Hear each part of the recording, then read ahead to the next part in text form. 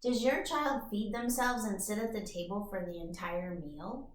At this age, it's a very helpful skill for them to be able to sit, control their impulses, and control their body while eating and feeding themselves. It's a lot of work for them, both controlling their body and feeding themselves. So make sure that they have a supportive seating arrangement. So maybe they're sitting in a chair that has a little booster on it so that they can be up high enough at the table, or they sit at a little table and maybe you sit at a chair next to it. But being stable when they're eating is really important, with their feet flat on the floor, so that they can do a better job with managing all the fine motor challenges of feeding themselves.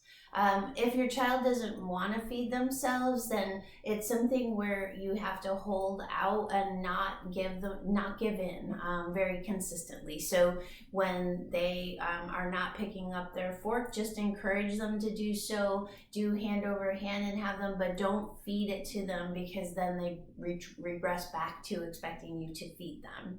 If they're having a hard time sitting for the whole meal, then set a timer and have them sit for maybe 5 to 8 minutes, and then let them, get up and have a little walk around break and then come back.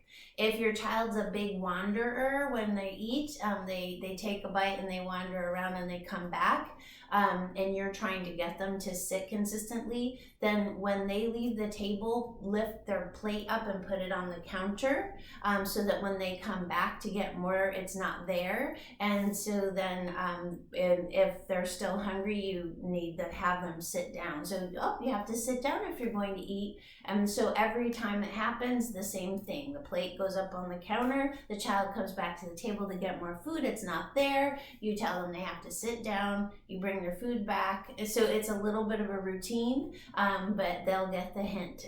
We have to do that a lot here at school for kiddos that haven't gotten this skill yet. So please, it's a great skill to have, and it helps a lot at school.